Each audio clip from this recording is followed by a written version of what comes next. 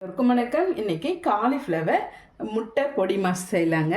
வாங்க பாருங்க. காலிஃப்ளவரை மாதிரி க்ளீன் பண்ணி எடுத்துக்கோங்க. எடுத்துகிட்டு கேரட்டு திருவுவோம் இல்லைங்களா, அந்த இதில் இந்த மாதிரி திருவி எடுத்துக்கலாங்க. நம்மளுக்கு தேவையான அளவு இந்த மாதிரி திருவி எடுத்துக்கோங்க.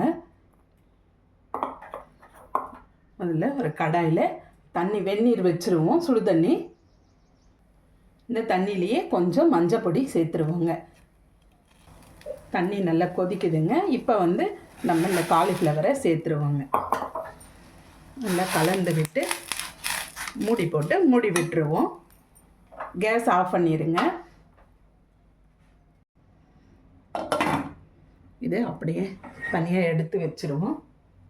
ஒரு கடாய் வச்சுருவோம். நான் 3 முட்டை உடச்சி எடுத்துக்கங்க.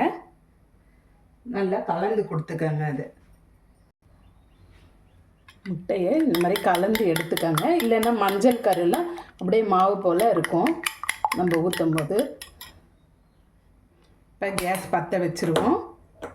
எண்ணெய் விட்டுருவோம். கொஞ்சம் எண்ணெய் காஞ்சோன்னே வெங்காயம் சேர்த்துருங்க.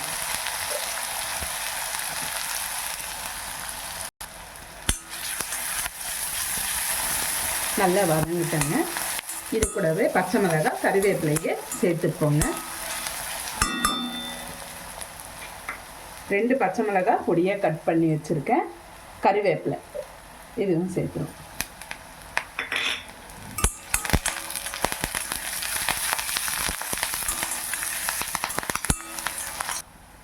கொஞ்சம் இஞ்சி பூண்டு பேஸ்ட்டு சேர்த்துருவோங்க. நல்லா வதக்கி கொடுங்க. இந்த காலிஃப்ளவரும் நம்ம வடிகட்டி எடுத்துக்கலாங்க. வடிகட்டின இந்த காலிஃப்ளவர் பாருங்கள், இப்போ சேர்த்துருவாங்க.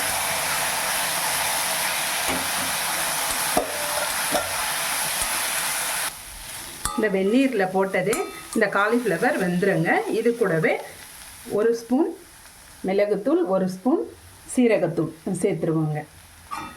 நல்லா கலந்து கொடுங்க. மிளகாய்த்தூள் 1 ஸ்பூன், கரம் மசாலா 1 ஸ்பூன் சேர்த்துக்கங்க. நல்லா கலந்துக்கோங்க. உப்பு சேர்த்துக்கங்க. உடைச்சி வச்ச முட்டையை சேர்த்துருவோங்க. நல்லா கலந்து கொடுங்க. கேஸு சிம்லேயே வச்சு கலரி விட்டுட்டே இருங்க.